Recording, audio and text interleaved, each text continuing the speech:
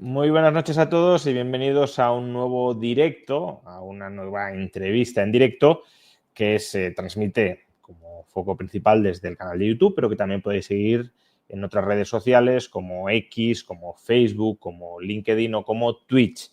Hoy tenemos una entrevista a una persona que ya ha estado en varias ocasiones al canal, sobre todo para hablar del tema que hoy también nos ocupa, porque es una de sus principales especialidades, que es Bitcoin. Y vamos a reflexionar en este directo sobre cuáles son las implicaciones geopolíticas a futuro de la existencia de Bitcoin y de la relación que los distintos estados, en función también de sus afinidades y de sus animadversiones, tienen entre sí y tienen en relación a Bitcoin. Y para eso vamos a hablar, ya digo, con una persona que estudia de manera sistemática y continuada Bitcoin desde múltiples perspectivas, también desde la perspectiva geopolítica, que es nada más y nada menos que Álvaro de María. ¿Qué tal? Buenas noches. Muy buenas, ¿qué tal? Un placer estar de nuevo por aquí, Juan Ramón. Álvaro, además de ser experto en Bitcoin, o precisamente por ello, también es el director de dos programas de posgrado sobre Bitcoin que acoge la Universidad de las Hespérides, que es la institución que apadrina el directo de hoy. Por un lado, tenemos el posgrado específicamente dicho, stricto sensu, en Bitcoin, y por otro lado tenemos el máster en Bitcoin también de la Universidad de las Hespérides. El primer programa, el posgrado, tiene una duración de medio año y el máster en Bitcoin, que es un nuevo producto académico que estamos ahora mismo lanzando en su primera edición, tiene una duración de un año entero. Esto ha sido, si nos lo puedes ampliar, Álvaro, una reacción a que después del éxito del posgrado en Bitcoin, que ya fue lanzado el año pasado y ya ha tenido alumnos que lo han estudiado y a los que al parecer les ha gustado mucho, pues ha habido una demanda de ampliación del programa a mayor duración para profundizar más en algunos temas. ¿Cuál sería la diferencia, ¿no?, para aquellos que quieran aprender sobre Bitcoin e incluso dedicarse en profundidad a Bitcoin? ¿Cuál sería la diferencia entre estos dos títulos que además van a empezar en las próximas semanas? Sí, el posgrado de Bitcoin tiene la finalidad de aquellas personas que quieran aprender sobre el activo, pues que quieran profundizar un poquito sobre él, pues que puedan aprender en un programa de 6 meses, ¿no? Que no solo es teórico, también tiene algunas partes prácticas, pero va orientado sobre todo al uso particular, ¿no? Es decir, a la comprensión o al aprovechamiento particular del alumno, ¿no? Muchos de los alumnos al final pues han querido también aprender más, profundizar más, incluso dedicarse a Bitcoin.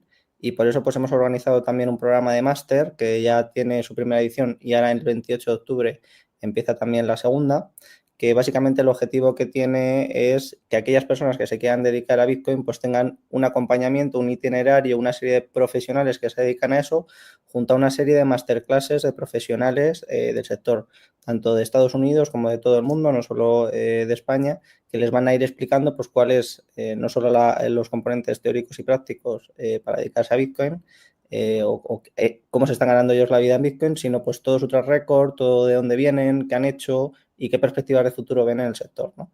Y un poco esa es la idea, que los alumnos al final pues estén en contacto con aquellas personas que se dedican profesionalmente a Bitcoin, porque esa creo que es la mejor manera de orientar sus carreras y de abrir nuevas empresas, empezar nuevos proyectos o empezar a trabajar y a dedicarse a Bitcoin, que es algo que nos gusta a todos, pero no es tan fácil como parece de inicio, ¿no? Entonces hay que abrir todas esas vías y todas las posibilidades y eso es un poco lo que estamos haciendo, ¿no?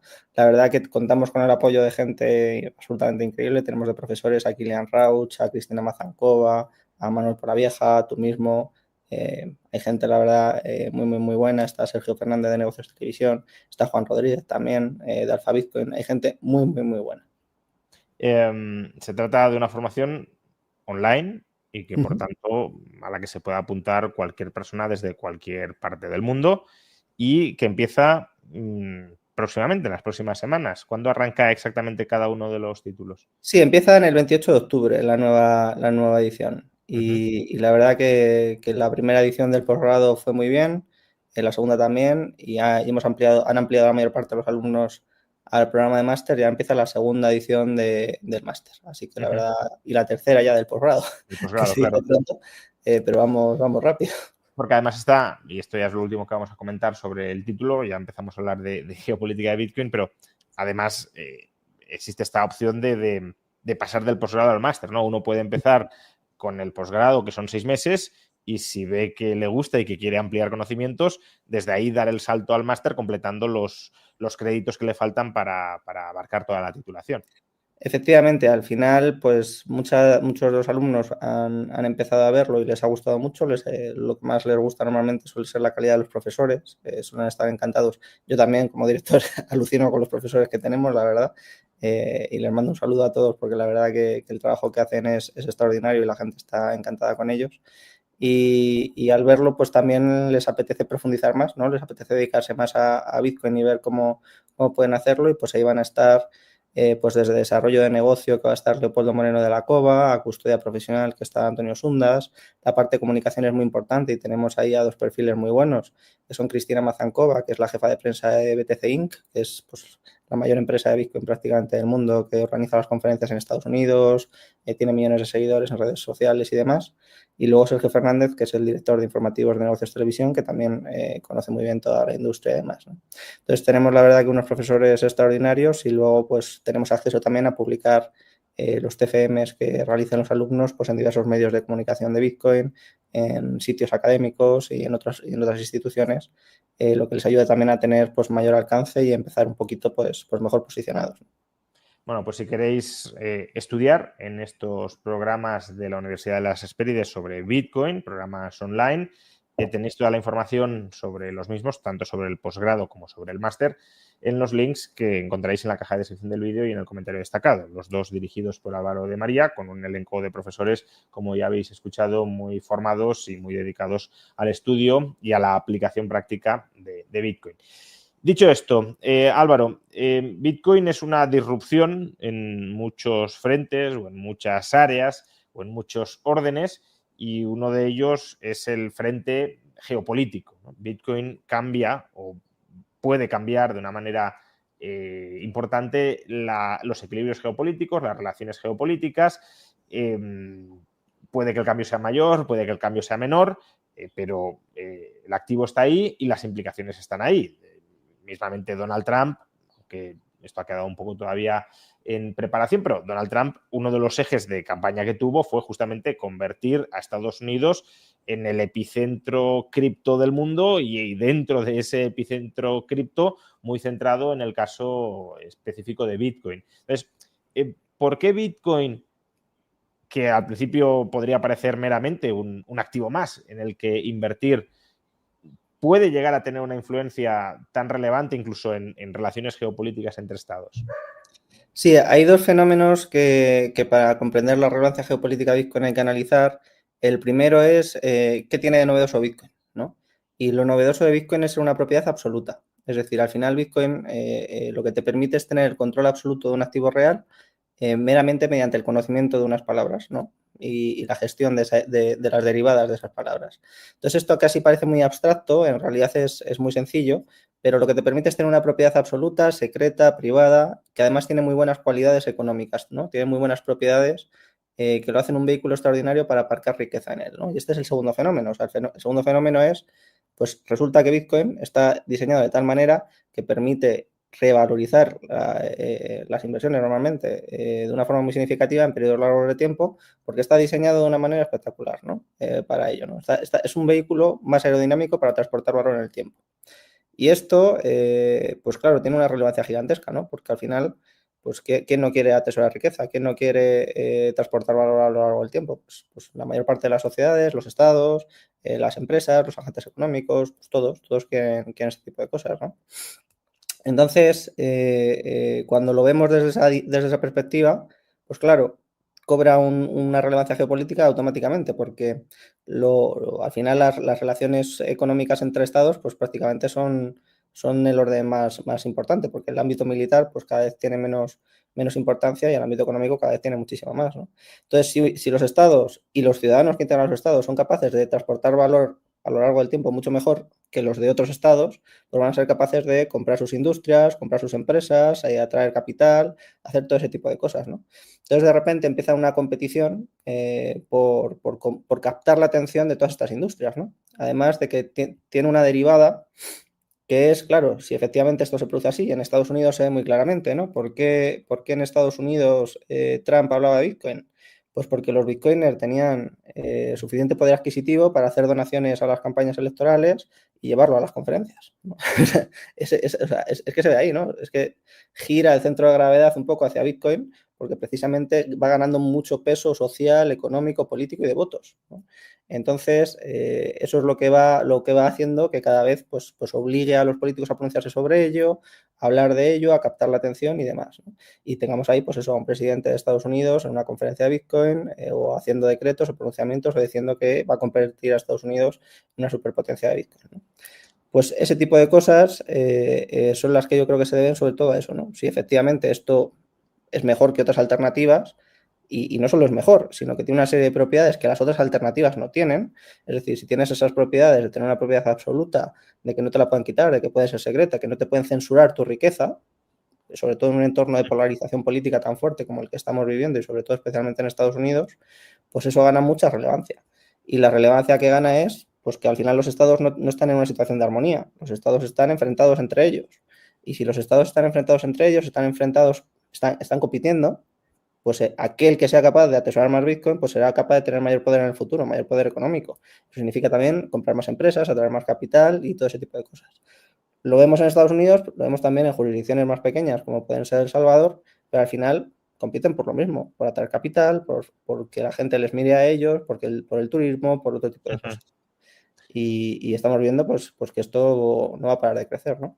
O sea que, claro, en el caso de Estados Unidos es un poco llamativo su apuesta, al menos manifiesta, ya veremos si también en los hechos concretos, pero al menos en cuanto a declaraciones por Bitcoin, debido a que el dólar, al menos hasta muy recientemente, ha sido el activo de reserva mundial por excelencia. Y claro, cuando tú emites el activo de reserva mundial, que inviertas en algo que en principio te puede hacer la competencia y puede transferir fondos que alternativamente habrían ido a parar a tu moneda o a tu deuda pública a ese otro activo, pues puede resultar llamativo, ¿no? Es decir, que lo hiciera Rusia, que lo hiciera China, que lo hicieran otros países que no quieren dólares y que buscan activos alternativos en los que mantener la riqueza, podría sonar más lógico, pero que lo haga Estados Unidos es quizá lo más llamativo.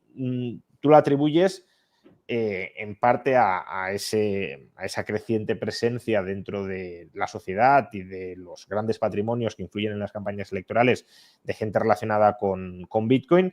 Pero ¿hay algo más? ¿Es una especie de plan B de Estados Unidos por si el dólar termina fracasando, tener al menos el recurso a Bitcoin? ¿O cómo lo lees, lo interpretas tú?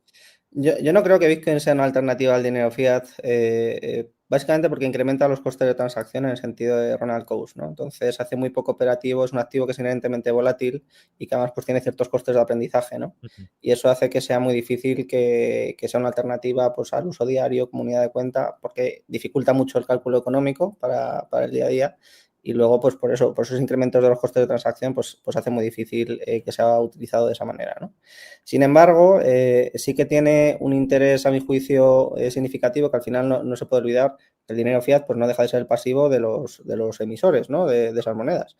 Claro, si estos emisores son más solventes, porque tienen activos que se valorizan mejor a largo plazo, pues sus monedas van a durar más, ¿no? Y ahí yo creo que, a lo mejor no tanto por Bitcoin, pero sí por las stablecoins, el dólar tiene una ventaja gigantesca, ¿no? Al final las stablecoins lo que permiten es una demanda mayor de dólares, porque casi todas van vinculadas, van con peja al dólar, y eso se traduce en una mayor demanda de deuda pública de Estados Unidos, ¿no? Entonces una financiación gigantesca y una expansión del dólar por todos lados, ¿no? ¿En qué se traduce esto? Pues en una pérdida relativa del resto de monedas, ¿no? O sea, al final lo que nos encontramos es en un proceso de dolarización muy fuerte que Trump se ha entendido, ¿no? Los anteriores gobiernos, no sé si lo ha entendido Trump o al menos alguien de su círculo, ¿no? Sí, que claro, ya es suficiente. sí. No creo que Trump esté muy metido en esas cosas, ¿no? Pero sí que es muy importante que lo hayan entendido para ellos, porque al final esto les va a dar una hegemonía muy significativa en el resto, porque al final lo que estamos haciendo es expandir 40 millones de usuarios al trimestre prácticamente de demanda de dólares, que dejan de utilizar otras monedas, que dejan de utilizar sus monedas regionales, que dejan de utilizar las monedas de los otros estados. Entonces, al final, se está produciendo no solo una devaluación del dólar relativa, sino yo creo que se va a producir una devaluación muy fuerte al resto de las monedas frente al dólar, ¿no? En términos relativos, ¿no? O sea, no nominales, no es de esa índole, ¿no? Sino que al final, pues los estadounidenses van a tener muchísimo mayor poder adquisitivo que el resto de las sociedades por haber sabido aprovechar, por haber sabido ver una oportunidad muy grande que es esta, ¿no? Que es la gente necesita dólares, sobre todo en aquellos países en los que tienen monedas muy malas, y podemos extender nuestro derecho por otros lados gracias a las stablecoins, ¿no? Bueno, y esto, claro, es bestial, ¿no? Porque genera una demanda y una posibilidad de financiación para el gobierno brutal. Es verdad que añade cierta fragilidad al dólar, porque en una situación de caída de demanda, pues obligaría a subir mucho los impuestos para retirar oferta en Estados Unidos y podrían sufrir muchos estadounidenses, pero en el corto plazo y en el medio yo creo que les va a dar una ventaja gigantesca. o sea, yo ahí solo matizaría que es una ventaja, como bien has dicho, de financiación al Tesoro estadounidense. Sí, sí. Cómo eso se transforme en En mayor cosas bienestar de la ciudadanía ya es otro tema, ¿no? Pero sí, efectivamente, claro, la expansión de las stablecoins referenciadas al dólar que han de tener en el activo para mantener la paridad con el dólar, deuda pública, pues lo que hace es multiplicar aumentar la demanda de deuda pública y, por tanto, facilitar las condiciones de financiación del Tesoro. Claro, hemos metido el concepto de stablecoin mientras hablábamos con Bitcoin. Muchos de nuestros espectadores probablemente ya conozcan la diferencia, pero explícanos cuál es la diferencia fundamental entre Bitcoin y stablecoins como, por ejemplo, Tether, porque muchas veces en la comunidad Bitcoin, no sé si con buen o mal criterio, también lo puedes valorar tú si quieres, hay como una especie de desprecio a todo lo cripto, entre muchas comillas, que no sea Bitcoin. Pero en el caso de las stablecoins, por ejemplo, que ha sacado, son un ejemplo muy claro de éxito que no está vinculado ni directa ni indirectamente a Bitcoin, ¿no? Entonces, ¿cuál es la diferencia o la semejanza, si quieres, entre Bitcoin y las stablecoins? Y también frente al resto de activos cripto, que muchas veces pues no dejan de ser una especie de apuesta especulativa pura sin ningún tipo de valor añadido detrás. La diferencia no puede ser mayor, ¿no? Porque es una diferencia de naturaleza. Bitcoin es un activo real, es decir, es muy similar al oro, es un activo real digital y no es el pasivo de nadie, nadie emite Bitcoin como tal, ¿no? Es muy similar como si se descubriese, por así decir, literalmente como el oro, ¿no? Entonces, eso lo convierte en un activo que no depende de terceros, su valor depende de la demanda de sus propiedades, única y exclusivamente, ¿no? Ahí es donde, si esas propiedades son buenas y se necesitan en ese momento concreto, pues el precio subirá, y si son malas, pues el precio bajará, ¿no? No hay una empresa detrás que le dé o le aporte valor y su valor dependa de eso, ¿no? Por el contrario, la mayor parte de las stablecoins, y básicamente una que es la hegemónica, que es USDT, emitida por Tether, pues claro, está totalmente centralizada, no tiene absolutamente nada que ver, porque es el pasivo de una empresa, literalmente. Entonces ahí lo que hay que analizar es qué activos tiene respaldando ese pasivo, ¿no? Si es capaz de, pues en el caso de una retirada masiva, una venta masiva de USDT, si es capaz de absorber esa retirada, ¿no? Y es ahí donde es una empresa que lo ha hecho muy bien desde el punto de vista de la función empresarial, ¿no? Ahora, no tiene absolutamente nada que ver, ¿no? Yo no creo que lo de cripto, una cosa así, pues bueno, ahí habrá que analizar cada cosa, si los proyectos están bien, si los proyectos están mal. Yo el problema que veo ahí es que mucha gente trata de meter Bitcoin dentro de cripto, ¿no? Y la diferencia entre todas las criptomonedas y Bitcoin es abismal. Es una diferencia de naturaleza. La diferencia entre ser una security, ser un activo financiero y ser un activo real, ¿no? Ser el pasivo de una empresa, una fundación o un particular que lo emite, y ser un activo real, ¿no? La diferencia entre el oro y las acciones, si se quiere, ¿no? La cuestión con las acciones es que tú tienes que analizar cada empresa, cada compañía, cada proyecto, si vale lo que dice o no, ¿no? Y aquí el problema suele venir por el tema tecnológico, ¿no? Se suele pensar que lo que es común es la tecnología. Pues no, no tiene absolutamente nada que ver, ¿no? Porque al final aquí de lo que depende es quién controla esos registros de la propiedad, ¿no? Y la diferencia con Bitcoin es que Bitcoin no lo controla tanta gente que no lo controla nadie, y el resto de registros están controlados por muy poca gente. Entonces, al final, volvemos a la situación tradicional, ¿no? Que es, pues tu propiedad no es tuya, tu propiedad depende de terceros y, oye, pues tú verás lo que haces con eso. Pero en Bitcoin lo radical Lo nuevo es eso, es tener un derecho de propiedad absoluto, tuyo, que nadie más puede quitártelo, ni hacer nada con él, ni alterarlo, ni modificarlo, ni cambiarlo, ¿no? Lo cual no quita para que empresas como Tether pues sean magníficas empresas que ganan absolutas burradas con muy poquito personal. De hecho, es la empresa más rentable por empleado del mundo y es una empresa gigantesca, ¿no? Claro, problema entre comillas, ¿no? Pues a mucha gente no le gusta porque está financiando el dólar, ¿no? Está financiando la expansión del dólar. Pero al final es que hay que tener en cuenta la realidad de la mayor parte de la gente. En Latinoamérica, en Asia, en África, la gente necesita algo que no se devalúe, que no tenga volatilidad, que sea estable, que les permita comerciar y sus monedas locales no valen y Bitcoin tiene demasiada volatilidad para ellos. Entonces, USDT para ellos es perfecto porque además no necesitan cuenta bancaria. Hay que pensar que hay millones y millones y millones de personas sin acceso a cuenta bancaria y con las stablecoins pueden acceder a dólares desde su teléfono móvil. Claro, por eso quizás se entiende bastante mejor el interés de los gobiernos de alguna manera asociarse o llevarse bien con las stablecoins, porque puede ser una relación mutuamente beneficiosa. Ya veremos cuánto, ¿no? Porque si se profundiza mucho en esa relación podemos caer en un régimen simbiótico entre partes, pero parasitario hacia terceros, como ha ocurrido con la banca moderna, ¿no? Que también beneficia, el Estado se beneficia de la banca se beneficia del Estado y entre los dos parasitan al resto de la sociedad. Pero bueno, lo que digo es desde un punto de vista, si lo quieres, geopolítico, pues la relación amistosa entre las stablecoins y los estados pues, tiene cierto sentido, sobre todo si es el estado cuya deuda adquieren para actuar como colateral de esos pasivos, pero me sigue llamando la atención la relación que en gran medida es intrínsecamente de animadversión, ¿no? de oposición, si lo queremos, entre los estados y Bitcoin, porque los estados, o sea, Bitcoin pone límites a la capacidad de rapiña, de confiscación, de dilución inflacionaria de los estados y por eso, pues, entendería, como han intentado hacer muchos estados, el deseo de incluso de prohibir Bitcoin o de marginarla o de dificultar su acceso. Entiendo menos el interés por promoverla, si no es por lo que tú decías, pues eso, que hay gente muy pro Bitcoin que se ha metido en las esferas de poder y presiona desde dentro para que los estados abracen Bitcoin o al menos no tengan una relación tan negativa en lugar de perseguirla, ¿no?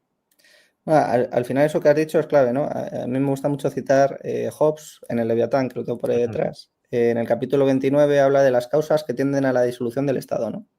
Y del Estado Hobbes sabía algo. Y dice, si los ciudadanos tienen absoluta propiedad de sus bienes, el Estado desaparece, porque no pueden ni hacer justicia entre sus súbditos ni financiarse, ¿no? Claro, efectivamente, pues unos cuantos siglos después aparece Bitcoin y ¿qué es Bitcoin? Pues una propiedad absoluta, ¿no? Entonces, efectivamente entiendo que a los estados no les guste mucho que los súbditos tengan una propiedad absoluta que no pueden hacer nada. Es un límite. Es la primera vez en la historia que la propiedad no depende de la violencia, de que alguien la proteja mediante medios violentos, ¿no? Entonces es una cosa muy fuerte. Es que Bitcoin es una revolución muy fuerte porque es eso, es la primera vez que la propiedad se vuelve un secreto. Se vuelve tu capacidad de mantener un conjunto de palabras de forma secreta, ¿no? Entonces, ahí puedes atesorar la riqueza que quieras, puedes cruzar fronteras con la riqueza que quieras, puedes transmitir tu herencia de la manera que quieras, ¿no? Entonces, todo ese tipo de opciones no te las da ningún otro activo, ¿no? Y eso es lo novedoso, es decir, lo que diferencia a Bitcoin del oro es que Bitcoin tiene una relevancia política que el oro no puede alcanzar nunca, ¿no? Porque el oro pues, ya se ha ido expropiado a lo largo de la historia, ¿no? En la orden ejecutiva 6102 por Roosevelt en el 33, pero es que estamos hablando de Estados Unidos. Es que imagínate en el resto de situaciones, o en un aeropuerto, o en cualquier otro tipo, Claro. o en la Segunda Guerra Mundial, o cualquier cosa, ¿no? Y esto, pues no. Esto es que la propiedad depende del conocimiento. Entonces, esa novedad yo creo que es muy grande, pero a su vez introduce un atractivo para el atesoramiento, ¿no? Claro, si este es el único activo que tiene estas propiedades y cada vez más gente pues, y tiene una oferta limitada y cada vez más gente tiende a demandarlo, pues eso tiende a revalorizarlo. Y esto, claro, para los estados puede ser muy interesante, y no solo para los estados, para las empresas, para las compañías, para los ciudadanos, para los fondos de inversión, para todos esos sectores que están abriendo a Bitcoin. ¿Y Pero por entonces, qué? perdona, Álvaro, es interesante porque puede ser origen de suculentas plusvalías que incremente su solvencia o dónde estaría el atractivo de esa tendencia al alza en el precio? Sí, yo lo veo absolutamente así, ¿no? Porque yo lo suelo comparar con la pólvora, ¿no? O sea, al final, esto, pues si esto te permite tener más poder adquisitivo en el futuro, te va a permitir comprar más cosas, atraer más capital, comprar más empresas, hacer más inversiones, vivir mejor, ¿no? Es decir, es un vehículo más aerodinámico para transportar valor a lo largo del tiempo, ¿no? Pues si esto es así, pues claro, el Estado que lo adopte pues le va a ir mejor, ¿no? Pues El Salvador, dentro de lo pequeñito que es, pues le irá mejor que al vecino si no lo hace, ¿no? Si lo hace Estados Unidos, pues ya ni te cuento, ¿no? Y si otros países se quedan fuera, pues, y vamos, tampoco hay que irse, que es que estamos hablando de prácticamente un por 10 que ha hecho en 5 años o en 4 años, ¿no? Es que o sea, es una absoluta salvajada y los estados que se aprovechan de ello, pues están, no solo los estados, los ciudadanos, las empresas, las compañías, ¿no? Pues MicroStrategy, por ejemplo, que tienes una empresa que lo ha hecho muy bien, ha superado con mucho la revalorización de Bitcoin, ¿no? Teniendo Bitcoin y utilizando ciertas estrategias de financiación beneficiosas para ello. Entonces, pues sí, aquellos que vean las oportunidades, que lo sepan hacer y que lo sepan gestionar, pues les va a ir tremendamente bien, ¿no? Es que yo no sé si tiene unas plusvalías no realizadas de 30.000 millones. Claro. Claro, lo que pasa que al final, incluso 30.000 millones para un estado como Estados Unidos Es calderilla. de ser peanuts, ¿no? Entonces, claro, para que Estados Unidos tuviese plusvalías verdaderamente sustanciales, o tendría que comprar muchísimas bitcoins o el precio de Bitcoin tendría que aumentar muchísimo más de lo que ha aumentado hasta la fecha. Pero ahí también hay un potencial conflicto, ¿no? Porque si Estados Unidos comprara muchísimas Bitcoin, sí que nos iríamos acercando a un punto peligroso para la supervivencia de la propia red de Bitcoin, ¿o no? No, porque precisamente Bitcoin tiene una ventaja que es que no hay los que mandan en la red no son los tenedores de Bitcoin, ¿no? Es decir, tu influencia o tu poder sobre la red no depende de los Bitcoin que tú tengas, sino de los nodos, ¿no? Al final un nodo pues no es más que un ordenador que corre el código de Bitcoin. Entonces eso lo puede tener cualquiera, ¿no? Y es ahí donde está la descentralización. La descentralización en Bitcoin no está tanto en las tenencias, sino en los nodos. Y esa es la grandeza de Bitcoin. La grandeza de Bitcoin es que el registro de la propiedad de Bitcoin lo puede controlar cualquiera. Y al poder controlarlo cualquiera hay tanta gente controlándolo que no hay nadie controlando de forma efectiva, ¿no? Entonces, esa ventaja diferenciadora, pues a mi juicio ya es imbatible. Y el interés que pueden ir despertando los estados en esto, pues yo creo que va a ir a más, ¿no? Yo ya llevaba mucho tiempo hablando sobre que un presidente pro Bitcoin llegase al gobierno de Estados Unidos. Esto publica un artículo pues hacía 4 o 5 años, pero yo pensaba que llegaría para el 2030 y ya lo tenemos, ¿no? Entonces las cosas van mucho más rápido de lo que muchas veces nos pensamos, ¿no? Y los 100.000 también parecen una cosa imposible, ¿no? Recuerdo que Gonzalo Bernardo decía que era más probable ver a un burro volando que Bitcoin en 100.000, así que por aquí ya estamos. Y los los burros todavía no vuelan. Los burros todavía no vuelan. Y que ni siquiera hay una sensación ni una percepción social de que Bitcoin va a despegar, ni hay FOMO, ni hay nada por el estilo, ¿no? Es decir, estamos todavía en un porcentaje de la sociedad que entiende el activo muy, muy, muy bajo. Es decir, yo sigo pensando que estamos en los inicios completamente. Y perdona, como paréntesis, lo que has comentado sobre la importancia de los nodos a la hora de mantener la propiedad o el registro de la propiedad verdaderamente descentralizado, ese es el motivo, porque esto también es un tema recurrente de debate, ¿no? Este es el motivo por el cual Bitcoin en su formulación actual, con el tamaño de bloque actual, es preferible a otras alternativas que amplían el tamaño de bloque como Bitcoin Cash o Satoshi Version para permitir mayor número de transacciones, pero también dificultan la operatividad del número de nodos, ¿no? Claro, efectivamente, el tamaño de cada bloque en Bitcoin son 4 megas y al final el objetivo de esto es muy sencillo, es que cualquier ordenador de potencia media del mundo pues, pueda revisar todas las transacciones que se escriben ahí, ¿no? Por ejemplo, yo lo suelo explicar, imaginemos que yo te doy una hoja pues de un libro de aquí, te doy 10 minutos para que la leas y compruebes si cumple con las normas de ortografía españolas. Pues lo puedes hacer perfectamente. Ahora, si te doy un libro de 1.500 páginas y te doy 10 segundos para que lo leas, no vas a ser capaz de verificarlo, ¿no? Pues los ordenadores igual, si a un ordenador le das 4 megas para revisar en 10 minutos, lo puede hacer sin problema. Si hay de media van más o menos 2.500 transacciones, una cosa así, ¿vale? Ahora, si le das 3 millones de transacciones para que la revise en 10 segundos, pues, tu ordenador no va a poder, ¿no? ahí lo que necesitas probablemente sea un centro de datos para revisar eso, y yo ya no me puedo permitir un centro de datos, tú probablemente tampoco, También la mayoría tampoco. de la población no puede, entonces volvemos a caer en el centralismo, ¿no? En que haya Claro. una entidad central, un tercero de confianza que verifique las cosas. Y esto no es una forma de hablar, ¿no? En sus inicios, la fundación de Ethereum tuvo que subvencionar centros de datos, y ahora tiene un modelo donde pues, tienes que poner en staking 32 Ether y demás, o sea, que decir que al final todo el resto de otros modelos que tratan de hacer otro tipo de cosas, pues requieren centralización. Volviendo al tema de la geopolítica, ahora mismo, ¿cuáles dirías que son los estados o los bloques estatales, ¿no? Si queremos también meter áreas de influencia, más amigables a Bitcoin, más favorables a Bitcoin, y cuáles los que siguen estando muy de uñas y muy enfrentados a Bitcoin? Bueno, yo creo que no sé si enfrentado, pero perdido la Unión Europea sin lugar a dudas, ¿no? Es decir, cada vez que se pronuncian sobre el tema dan vergüenza ajena completamente, ¿no? Y yo mira que lo he intentado porque he hablado con varios de todas las entidades que habidas y por haber, pero no, o sea, siguen absolutamente perdidos. Y también es un tema que les pasa factura a ellos mismos en la parte de las stablecoins, ¿no? Se centran en el euro Claro. digital y no sé qué, no sé cuántos, y al final están perdiendo esa partida que al final pues, era financiación para ellos. Que tampoco es que quiera yo que financien a la Unión Europea, pero desde luego para la solvencia del euro pues era una oportunidad buena que ya ni está, ni se la espera, ni nada, ¿no? Entonces, El Eurotether no parece que vaya a pero funcionar mucho.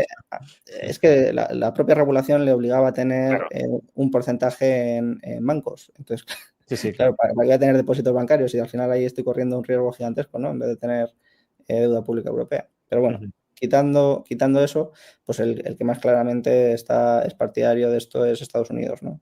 Y en el resto de América, pues va poco a poco, ¿no? Argentina sí que ha tenido un componente muy fuerte a nivel ciudadanía, ¿no? Ujú.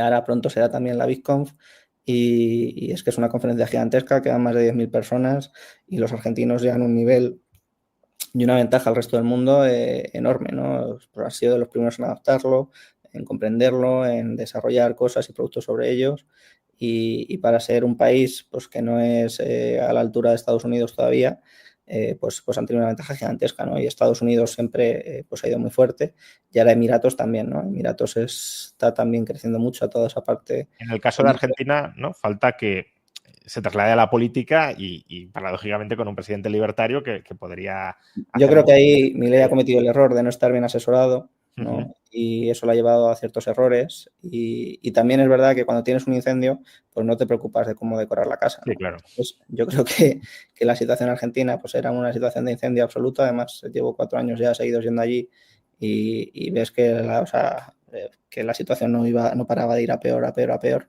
y que hacía falta pues eso, un poco de un bombero. Pero claro, no te vas a poner a pensar en qué cuadro Sí, vas sí, a sí. comprar para decorar la casa. Entonces, al final Bitcoin, pues hay ciertos países que tampoco se lo pueden permitir ahora porque tienen cosas mucho más urgentes, ¿no? Y por la parte de Asia, pues es verdad que Japón ha aparecido alguna tesorera de Bitcoin, Metaplanet, que se ha posicionado muy bien.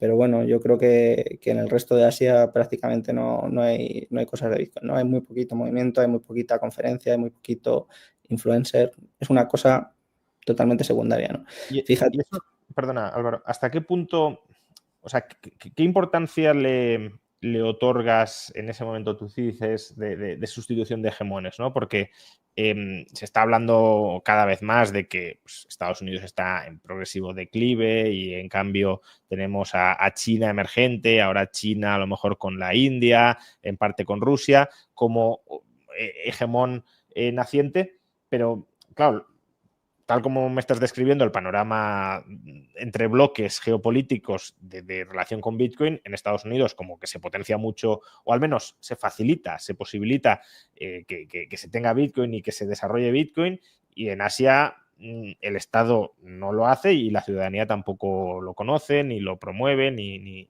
está en fase de adopción. Obviamente, quién vaya a ser el hegemón no va a depender únicamente de cuánto abracen o cuánto se distancien de Bitcoin. Bueno, salvo que ahora me dices. Pero sí puede ser un factor que influya. Entonces, ¿qué importancia le das en esa lucha entre hegemones al hecho de que Estados Unidos sí haya comprendido Bitcoin o sí esté acogiendo Bitcoin y China y sus satélites no lo estén haciendo? Pues yo le doy una importancia muy grande porque al final Estados Unidos tiene un riesgo, ¿no? Y es que tiene una sociedad muy polarizada y yo creo que tiene riesgo, o sea, es una sociedad muy joven, porque Estados Unidos es de ayer, de hecho o sea, el año que viene va a hacer 250 años. Quiere decir que paseamos por cualquier calle de Madrid y encontramos seguramente una iglesia más antigua que Estados Unidos. Pero tiene un riesgo considerable, a mi juicio, de conflictos civiles internos, ¿no? Y eso yo creo que puede debilitar mucho a Estados Unidos. Es decir, Estados Unidos, a mi juicio, es muy frágil, aunque no dudo de su hegemonía si no tiene conflictos, porque tiene una superioridad económica aplastante, una superioridad militar aplastante, todas las empresas del mundo que más valen y que más producen y que más todo van ahí. Ya me tiene la ventaja también de ser la sociedad más avanzada con la parte de Bitcoin, por lo menos en cuanto a adopción, desarrollo, compañías que se dedican a ello y demás, ¿no? Y además, pues con un gobierno que puede cambiar en cualquier momento, o sea, yo eso, pues sin más, ¿no? O sea, el próximo gobierno puede ser totalmente opuesto a Bitcoin, de hacer una persecución feroz, pero al final la ciudadanía sí que tiene mucho interés y tiene mucho poder dentro de toda la sociedad y tienen mucho Bitcoin. Entonces, creo que eso les va a beneficiar y les va a catapultar mucho, ¿no? Y sobre todo que al final Bitcoin no es simplemente una cuestión económica, ¿no? Es que Bitcoin también es una cuestión casi personal. Es decir, la gente que se dedica a estudiar Bitcoin se vuelven un poco obsesivos y empiezan a estudiar todo el sistema financiero, empiezan a estudiar las cosas, empiezan a estudiar inversión, empiezan a hacer otro tipo de actividades, ¿no?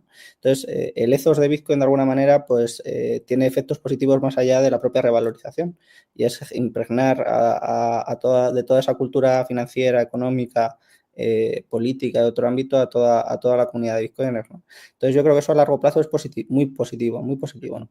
Y además tiene un componente de cuestionar la autoridad también política que yo creo que también da una ventaja muy grande, ¿no?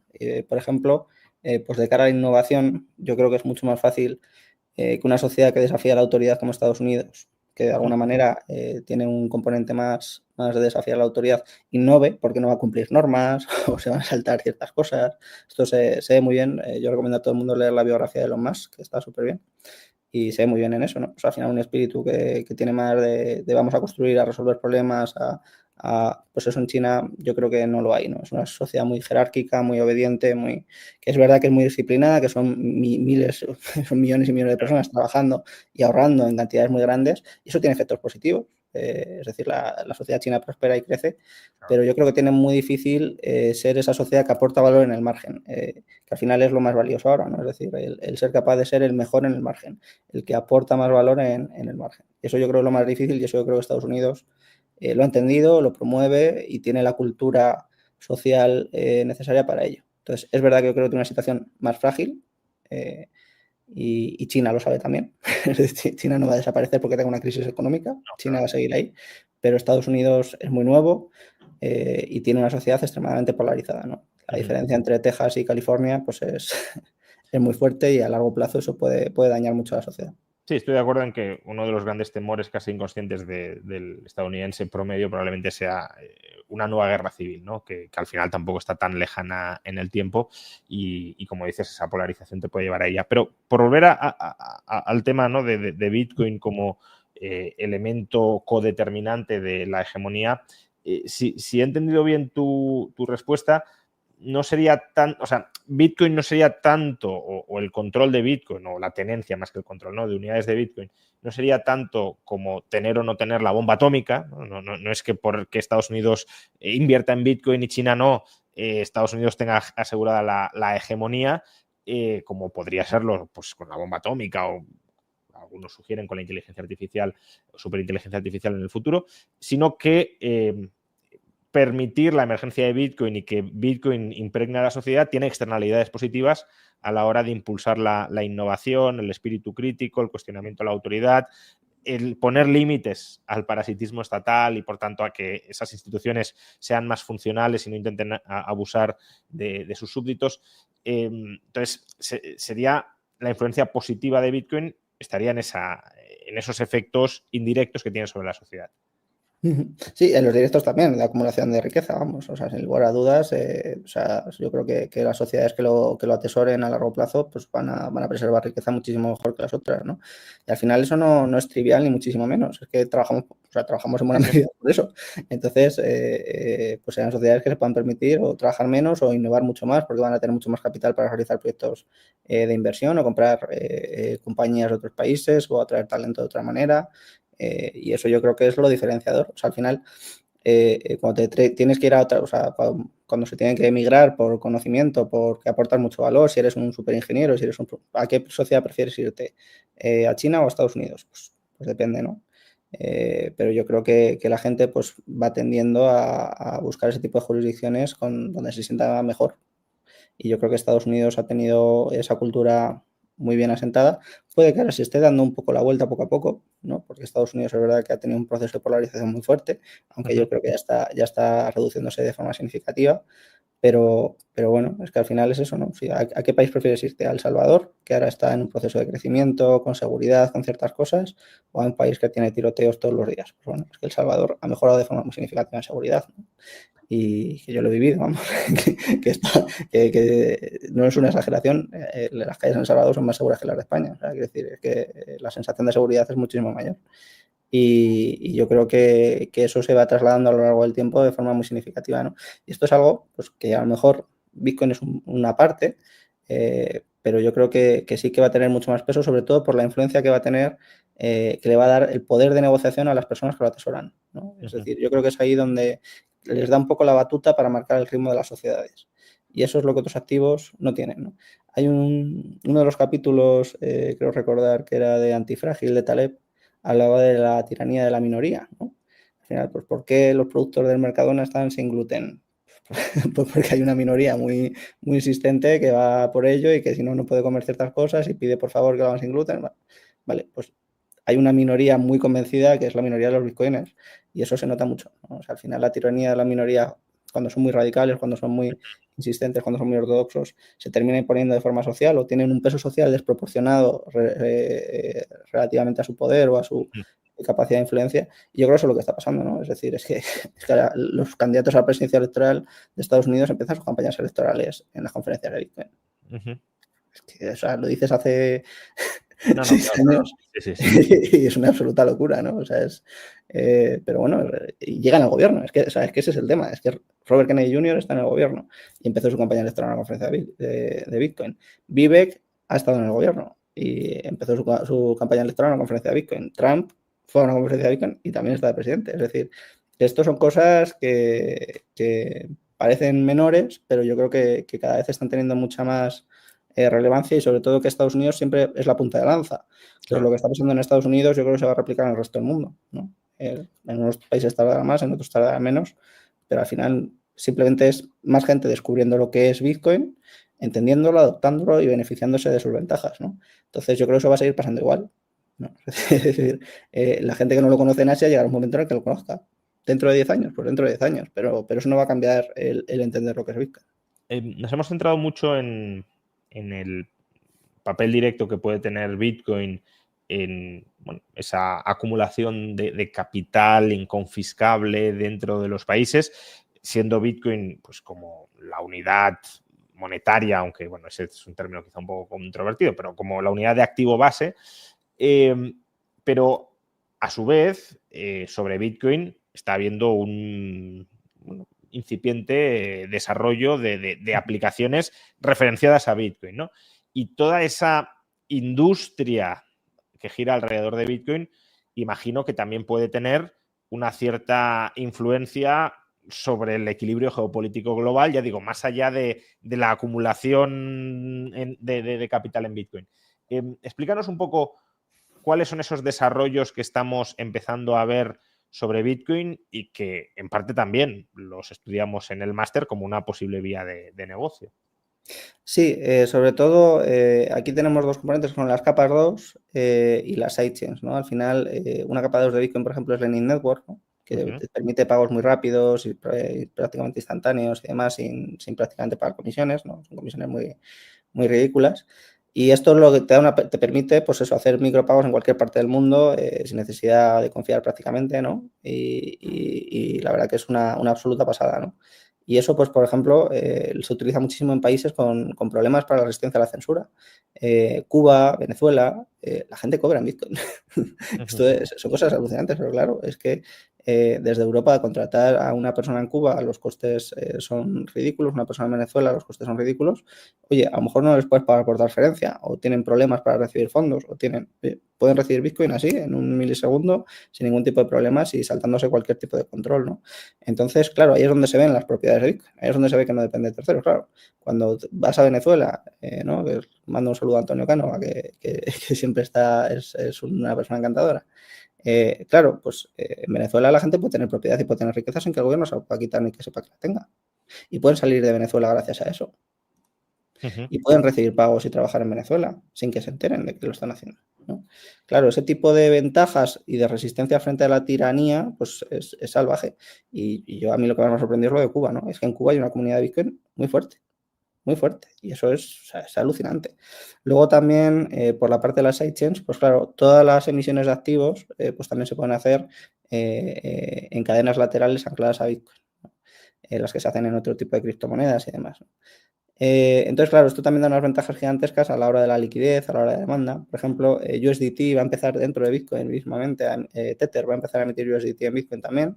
Eso ha sido una de las grandes noticias de estas últimas semanas. En las sidechains, pues por ejemplo, Rusto, RSK o Liquid de Blockstream, pues también va ganando volumen y usuarios de forma significativa. Y ahí pues también hay otra clase de activos, ¿no? Pues hay acciones, hay otro tipo de activos que la gente puede tener pues sin tener cuenta bancaria, ¿no? Entonces es bastante rico todo el ecosistema que se está desarrollando ahí.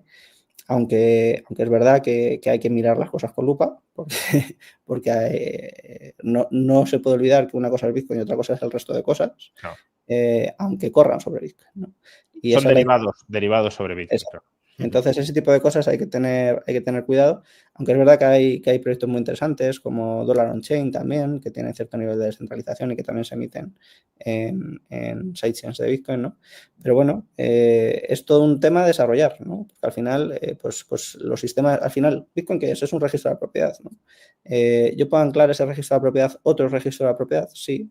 ¿Cuánto cuesta desarrollar propiedad efectiva en países occidentales? Muchísimo, miles de millones, cientos de miles de millones. Pues oye, hay muchísimos países que no tienen sistemas de registro de la propiedad, que no pueden acceder a propiedad efectiva, y no tienen cientos de miles de millones para desarrollarlos, ¿no? No tienen capacidad para desarrollar todas esas instituciones financieras que les permitan operar con confianza, ¿no? Bueno, pues ya no necesitan ese tipo de instituciones, pueden construir y desarrollar todo eso sobre Bitcoin. Y todo este desarrollo sobre Bitcoin se está dando en qué países, en Estados Unidos principalmente. ¿Hay algo de desarrollo en Europa? Antes decías que en Europa el regulador no era especialmente amigable con Bitcoin, pero ¿deja algún espacio para que se pueda hacer o no? En Europa prácticamente no se hace nada, ¿no? En Latinoamérica se hace muchísimo y especialmente en Argentina, ¿no? Los argentinos, la verdad que son increíbles. Y Estados Unidos, pues porque tienen la capacidad, ¿no? Es que al final sostener desarrolladores, sostener equipos potentes y construir todo ese tipo de cosas, pues lo hacen ellos, ¿no? Europa es muy residual, en Asia hay algunas cositas y bueno, al final pues se va desarrollando mucho todo, ¿no? Todos los proyectos y todas las cosas van ganando muchísimos usuarios, van ganando muchísima atracción y al final es verdad que hay una demanda muy fuerte de stablecoins para hacer todas las transacciones, pero es que las stablecoins van a estar corriendo sobre Bitcoin también en breves, así que yo creo que eso genera al final pues, mayor demanda de Bitcoin, ¿no? Es decir, que Tether también es una empresa que tiene una visión muy pro Bitcoin, ¿no? Ellos han explotado un modelo de negocio fantástico, pero dicen, oye, pues nosotros aquí hasta que no seamos necesarios y estemos funcionando con Bitcoin, ¿no? Ya veremos. Un último tema que quiero sacar en esta relación de geopolítica con Bitcoin es el tema que también ha ido saliendo en el chat y que es muy recurrente de las monedas digitales de los bancos centrales, ¿no? Antes decías que en Europa pues desdeñan Bitcoin y prácticamente todo lo relacionado con Bitcoin porque están y también con las stablecoins porque están muy centradas en su euro digital, como si todo lo demás no fuera relevante. De nuevo, antes has diferenciado entre Bitcoin y stablecoins. Diferénciame si puedes entre Bitcoin, stablecoins y monedas digitales de los bancos centrales y hasta qué punto Bitcoin pues entra en esa competencia global con las monedas digitales de los bancos centrales, hasta qué punto puede ser un límite, hasta qué punto, algunos lo mencionaban en el chat, una moneda digital de un banco central se podría comer Bitcoin y lo podría desplazar y volver irrelevante. ¿Cuál es la relación entre todos estos activos? Pues mira, la diferencia entre Bitcoin y las CBDCs es abismal, porque Bitcoin tiene una oferta fija, una oferta determinística, y no depende de terceros, y las CBDCs dependen de terceros, de los bancos centrales, y la oferta es ilimitada. O sea, más diferencia que eso, pues yo creo que no puede haber, ¿no? En cuanto a las CBDCs, respecto al euro digital, es que yo creo que a día de hoy todavía ni siquiera saben muy bien lo que van a hacer, ¿no? Lo digo de verdad, porque ya mareando un poco la perdiz años y como no entienden mucho de esto, pues se van cambiando de asesores, se van cambiando de empresas que lo van desarrollando y yo creo que al final pues vamos a tener suerte y no van a ser capaces ni siquiera de emitir algo, ¿no? Pero bueno, si emitiesen algo, pues al final, si no tiene demanda, pues no va a coger tracción, ¿no? Yo creo que tiene un problema muy fuerte que es el control de la oferta. Otra ventaja muy grande de Bitcoin frente a eso es la posibilidad de la privacidad, ¿no? Es decir, Bitcoin, precisamente por no depender de terceros, te permite tener privacidad si haces las cosas bien, ¿no? Pues esa es una de las cosas que también enseñamos en el máster, porque la privacidad es la posibilidad de revelarte selectivamente.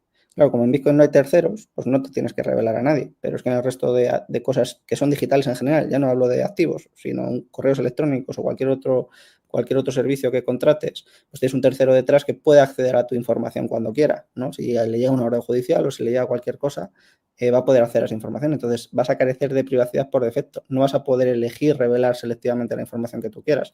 Si quieren acceder a tu información, van a poder, ¿no?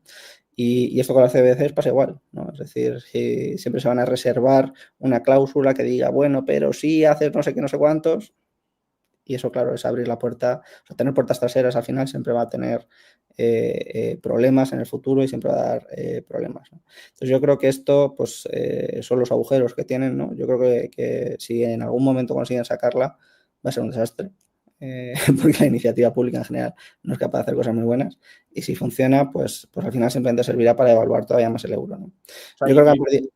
Sí. Digo, yo no sé si será un desastre en el sentido de, bueno, pues será algo similar a lo que ya tenemos con el euro, quizá con alguna funcionalidad más y también un riesgo de abuso que has descrito bien adicional, pero bueno, estará dentro de ese ecosistema semifuncional, digámoslo así, ¿no? Y en ocasiones muy disfuncional, en otras algo más funcional.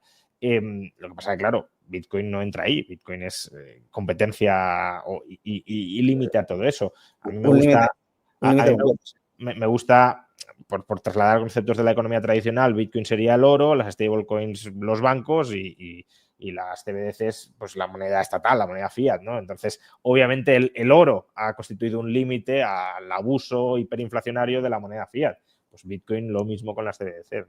Efectivamente, Bitcoin siempre va a ser un límite y un refugio y un lugar que no van a poder tocar, ¿no? Y que no te van a poder devaluar la riqueza que tengas ahí, no te la van a poder quitar si haces las cosas bien y te van a poder quitar tu privacidad en ello.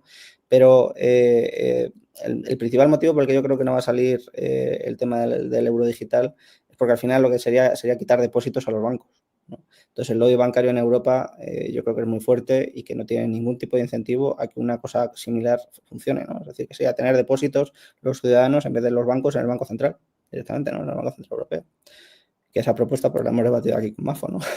Pero, claro, sí. es que no lo quiere nadie. Entonces, algo que no lo quiere nadie, pues yo lo veo francamente difícil, ¿no? Ahora, que lo puedan llegar a utilizar en un momento de desesperación política, incluso para forzar su aceptación por parte de la ciudadanía, o forzárselo porque pagan los sueldos de los funcionarios, porque pagan las pensiones, pues si ese escenario es posible y os aterra, haced los deberes con Bitcoin, porque claro, no hay otra alternativa, no hay otra opción, ¿no? Entonces yo creo que lo más importante es que la gente entienda lo que es Bitcoin, sepa lo que es, cómo funciona, cómo pueden aprovecharse, si es para ello, porque oye, a lo mejor pues no tiene por qué ser para todo el mundo, ¿no?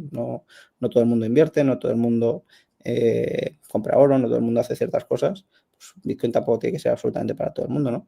Pero aquel que vea una perspectiva un poco negativa sobre ciertas cosas, que tenga cierta inseguridad, Por ejemplo, ahora pues está el debate muy fuerte de las pensiones, ¿no? En redes sociales. Pues claro, si hay ruido, ¿no? Cuando el río suena, agua lleva. Y al final yo creo que si empieza a haber mucho ruido es porque la música se está parando y la gente se está quedando sin silla, ¿no? Sabe que las sillas están limitadas y que cuando llegue el momento, pues uno se va a quedar sin silla. Pues si no te quieres quedar sin silla, pues aprende también lo que es Bitcoin, asegúrate tu silla sin que dependa ni del Estado ni de terceros y pues estate tranquilo con eso, ¿no? Y eso yo creo que es lo más importante. Para terminar, uno podría decir, bueno, más o menos me habéis convencido de que Bitcoin es un activo muy interesante en el que invertir una parte de mi patrimonio, voy a hacerlo. Si uno ya ha tomado más o menos esa determinación o si ha leído, a lo mejor obviamente llegar a esa conclusión solo por esta charla pues sería del todo excesivo, pero bueno, más o menos se ha informado, tiene ciertas nociones sobre Bitcoin, le gusta el activo y ya invierte en Bitcoin. Ese perfil de personas a las que más o menos les gusta Bitcoin y entienden superficialmente Bitcoin, ¿qué puede ganar de estudiar en un programa como los que tú diriges? Es decir, ¿cuál es el valor añadido que le va a aportar si la determinación o la decisión correcta ya la está tomando, que sería, desde tu perspectiva, invertir en Bitcoin? Al final, Bitcoin no es simplemente un activo de inversión, ¿no? Cuando entiendes Bitcoin, pues te cambia completamente la visión sobre el resto del mundo, ¿no? Porque de repente tienes una propiedad, te das cuenta que hay una propiedad nueva, que es una propiedad absoluta, que no depende de terceros, que los estados no pueden meter mano en ella, ¿no? Y esto te cambia completamente la visión respecto al resto de cosas, ¿no? Lo comentaba el otro día, decía, ¿qué pasaría? O sea, ¿cómo nos trataría el Estado si todas nuestras propiedades fuesen absolutas? ¿No? O sea, ¿qué trato te daría el Estado si no pudiese hacer nada si tú no se lo permites? Pues te trataría muy bien, ¿no? Te daría un trato extraordinario, porque si no, no podría tocar ni una sola de tus propiedades, ¿no? Si tú no se lo permites, no se lo consientes. Bueno, pues esto es Bitcoin, ¿no? Bitcoin es una propiedad absoluta. Y una vez entiendes eso, pues empiezas a decir, oye, ¿y por qué el Estado me mete mano aquí? ¿Por qué me pueden bloquear mi cuenta bancaria? ¿Y por qué me pueden hacer esto? ¿Y por qué me ponen límites? ¿Y por qué no puedo sacar efectivo? ¿Y por qué no puedo hacer esto? Ah, pues aquí tengo un espacio de libertad donde si sé hacer las cosas, puedo hacer lo que quiera, ¿no? Y eso, pues es algo que no te da ningún otro activo, ¿no? No te lo dan las acciones, no te lo dan los fondos de inversión, no te lo dan los ETFs, no te lo da cuentas bancarias, pero Bitcoin sí. Llega un comentario en Twitter que, bueno, a lo mejor para cierre lo quieres comentar porque trae algunos temas que ya hemos tocado, pero que no está de más pues, para ver el tipo de cosas diferenciales que se pueden aprender en el posgrado, ¿no? Que en 2025 se utilizan solo entre 3 y 4 veces más transacciones diarias que en 2015 de Bitcoin, es decir, no ha aumentado su uso, Bitcoin ahora mismo es caro, lento y no escala. Si una moneda no se usa, su valor como moneda dejará de aumentar tarde o temprano. Es una pena que se cargaran el concepto original de Bitcoin. Bueno, si me la puedes dejar. Sí, porque hay varios argumentos. Sí. Mira, al final es que las transacciones en Bitcoin, primero muchas de las que se realizaban se han ido a estas capas 2 y a estas sidechains, ¿no? Entonces ya no se realizan tanto en Bitcoin, pero es que daría igual, porque al final utilizar Bitcoin también es atesorarlo, ¿no? Es decir, aquellas personas que están atesorando Bitcoin también lo están utilizando. No significa que se tengan que estar haciendo transacciones y pagos todo el rato. Como comentaba, mi visión no es ni mucho menos que sea una alternativa al dinero fiat, ¿no? Yo no creo que esto esté para pagar cafés ni para pagar en el supermercado ni este tipo de cosas, ¿no? Sin embargo, pues sus funcionalidades son fantásticas, ¿no? Y es completamente único. Respecto de que es caro, pues la verdad que las comisiones se pagan por el espacio que ocupan en el bloque el texto de las transacciones. O sea que, vamos, hay transacciones de 32 millones de dólares que pagan $1. O sea, que caro no es. Y respecto a la escalabilidad, pues precisamente por eso se hacen los desarrollos en sidechains y en capas 2, ¿no? Porque no se busca tampoco eso. Lo que se busca es que cualquier persona en cualquier parte del mundo pueda verificarlo todo por sí mismo. Porque lo nuevo de Bitcoin es que cualquier persona pueda verificarlo todo por sí mismo. Es decir, que tu propiedad solo dependa de ti, ¿no? Que no necesites a un tercero para hacer las cosas, ¿no? Que no necesites confiar en terceros. Y para eso es para lo que se ha hecho el diseño de Bitcoin. Ese ser lento está buscado deliberadamente. Es darle tiempo al nodo para que pueda revisarlo todo por sí mismo.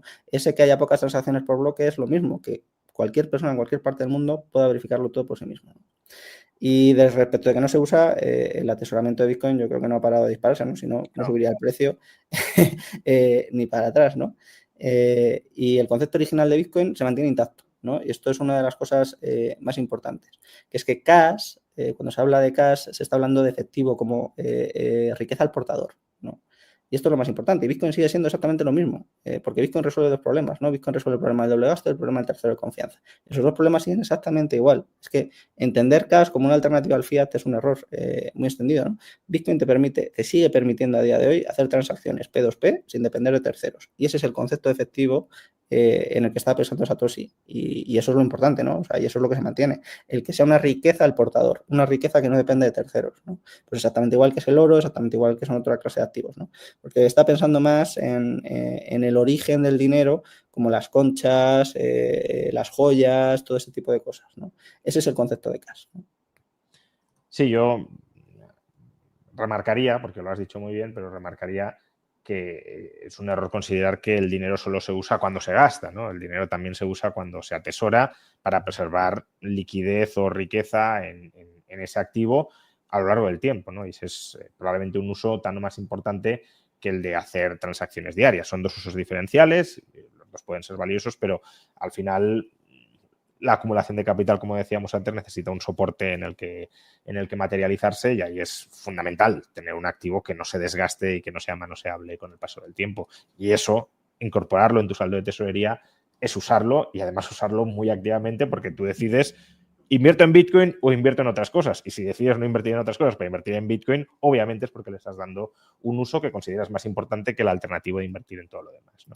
Y eso yo creo que es importantísimo, porque todo el mundo tiene que saber que todo el mundo invierte. O sea, es que tú cuando tienes dinero en el banco, lo que tienes es una deuda del banco contigo. O sea, Claro, sí, estás sí. invirtiendo en un banco. O sea, literalmente, ¿no? Sí, Entonces, cualquier asignación patrimonial es una decisión de inversión, aunque no seamos conscientes de ello. Y, de hecho, no siendo conscientes de ello, muchas veces es como aquellos en los que invertimos se aprovechan de ese desconocimiento de la financiación que les estamos dando, como bien dices.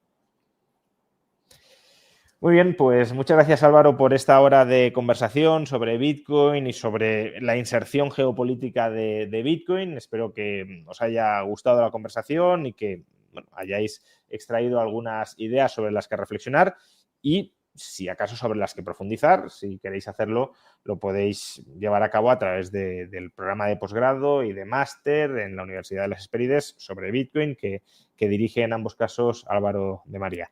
Ha sido un placer, como siempre. un auténtico placer. Seguiremos por aquí. Hasta la próxima. Y a todos los demás, pues muchas gracias por acompañarnos en esta hora de tertulia. Como os decía, ha sido un placer estar con vosotros durante todo este mes de agosto. Hemos hecho varios directos a pesar del periodo vacacional. Hoy ya terminan oficialmente las vacaciones, o sea que, bueno, pues volveremos a una cierta normalidad durante las próximas semanas. Algunos considerarían que arrancamos curso comunicativo. Bueno, no es tanto, pero bueno, desde luego sí vuelve toda la actualidad política y económica más intensa y más diaria, y ahí estaremos. Muchas gracias por acompañarnos y hasta un próximo directo.